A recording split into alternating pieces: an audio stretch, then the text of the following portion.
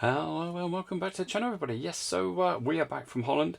That was a great trip, but on our very first day we had an issue and it was my fault and it could have been avoided. So in this video I'm going to show you exactly what I did to actually problem solve it.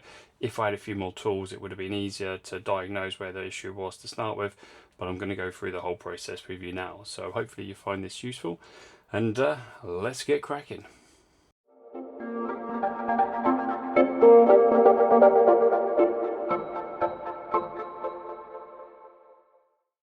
So the issue I had was with the toilet flush. Everything else was working fine, so I went around the caravan, put the awning up, put all the water in, got all that working, so everything was going to plan to start with. Filled the toilet up, went to test the flusher, and the flusher wasn't working. For me, I'm like, yeah, this is a new problem. Not come across this before. Didn't have all the tools that I would normally have, things like multimeter. For some reason, I would normally chuck that in the back of the van. I didn't for this trip away. So I only had basic tools. So I started obviously thinking, great, here we go. What am I going to do here? But there is a number of different steps that you can take. Even with minor tools, there's two things that you can check. Certainly around the fuses and the actual button itself on the toilet. And then obviously if you had a multimeter, there's some other things that you could use to diagnose the problem. But obviously there's two key things to check if you're away and you've got this problem. So let me go through that. So the first place to start would be our fuse box, just to make sure everything else is working, just so we can sort of say, yep, that's not the issue. Rightio, excuse the mess. So on your electrical box, obviously you'll have a number of fuses in here. For us, we've actually got a diagram here, actually on the panel that pulls down. You may have this somewhere located, maybe in a manual, but hopefully you've got something like this as a standard item. So the first thing to do is just sort of run down until you find the things that you need. Now, the one I was looking for here was the water pump stroke toilet. And obviously, clues in the title there, if you've got your water pump working, there's a good chance that you've actually got power going to the toilet as well. If that wasn't the case and the pump wasn't working when you tried feeding that through, then it would be a case of coming in here, obviously working out which fuse it was relating to.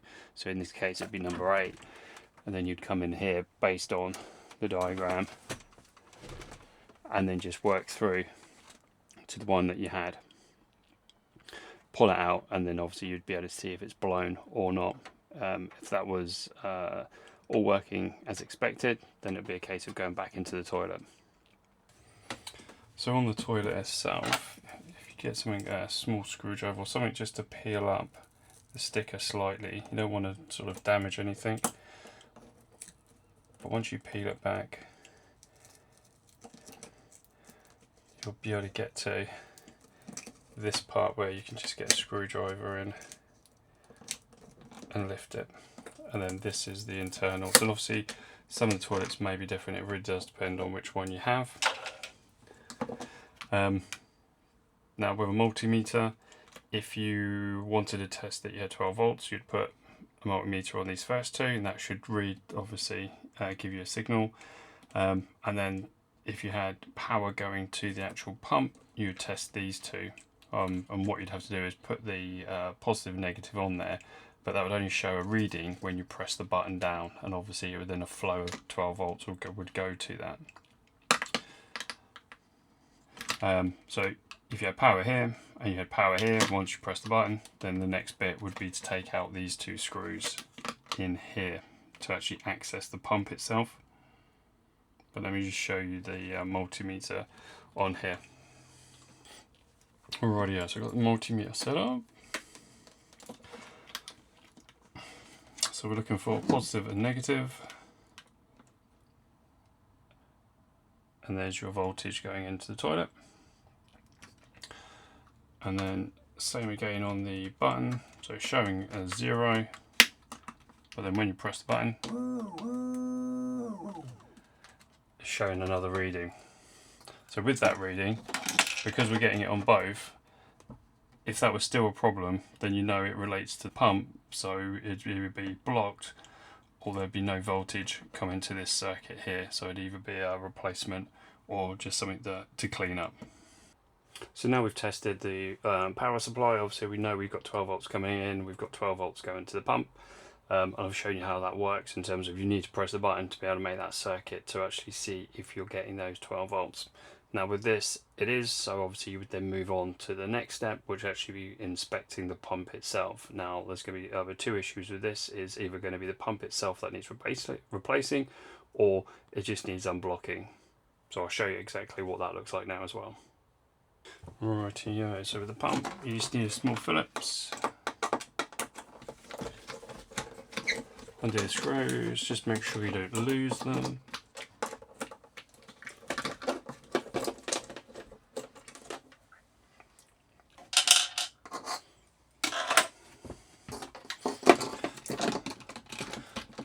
Now this isn't the most glamorous job, just one that needs to be done. So if you pull this up and out,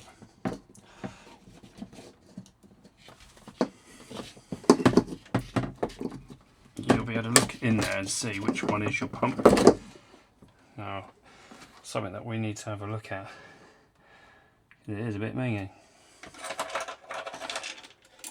But because I didn't actually have a multimeter, the only things I could test was the fuse and this next part. And what you want to be able to do is make sure you can spin that little plastic part in here, the pump. Now for us that was solid, couldn't move that whatsoever, so I just had to get a screwdriver in there, work around a bit of water, and keep spinning it around until it freed it up.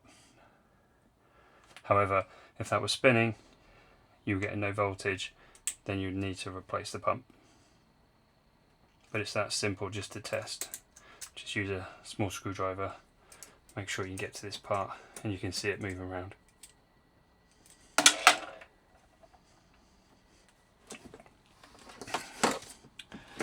And putting it back together, it's just the reverse.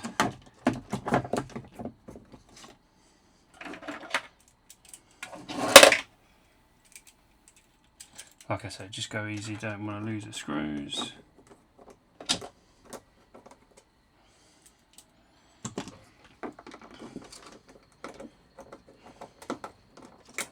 Don't need to go overly tight.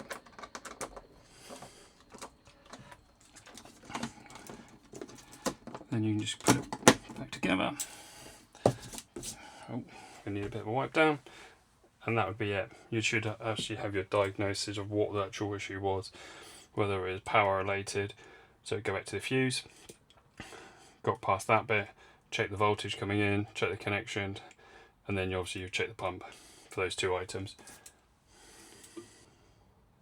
So the issue I had was I'd been stupid. For whatever reason, I forgot to actually flush the toilet back through when I'd finished with the trip.